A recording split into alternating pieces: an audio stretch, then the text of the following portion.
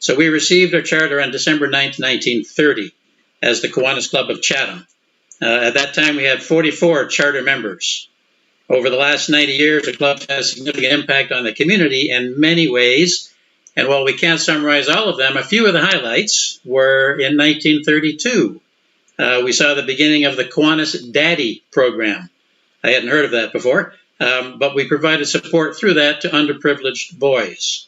A couple of years later, in 1934, we purchased a campground, which is now the United Church Kennesari Campground, that provided summer experience for kids that were less fortunate in our community. In 1945, we saw the very first Kiwanis Music Day, and that was followed by 75 years of Kiwanis music festivals. Well, almost 75 because we weren't able to hold the 75th last year. So our 75th anniversary, our music festival will be, as was mentioned earlier, virtual this year. In 1947, we created the Kiwanis Stadium in Chatham, which is still there, and had the first cinder track in Chatham. In 1965, we donated half the cost of the new band shell in Tecumseh Park, which is now the Kiwanis band shell. 3 years after that, we donated $40,000 for new seats in the Thames Theatre Auditorium, which is now called the Kiwanis Theatre. And along the way, we sponsored 2 new Kiwanis clubs in town, the Maple City in 1961.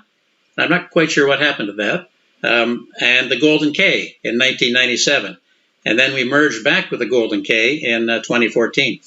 In 1989, we included our first female member, 2 years after KI opened membership to women. We've also provided 10 lieutenant governors to our Kiwanis division and 1 Kiwanis International Vice President, Ralph Steele.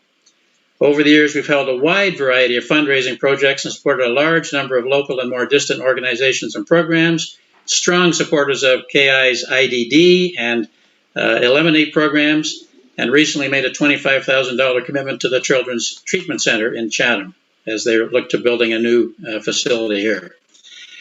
Once we're past the COVID-19 restrictions, we're eager to begin again our hands-on partnerships with the public library here and local schools. So these projects, and there are so many more over the last 90 years, are a testament to the commitment and community service that hundreds of Kiwanis members have made to thousands of children in our community and beyond. And while these accomplishments are significant, it's really the Kiwanians who made them happen that we need to recognize and acknowledge in the history of our club. It's up to the current members of our club to continue that tradition and experience in our community, contributions to the community.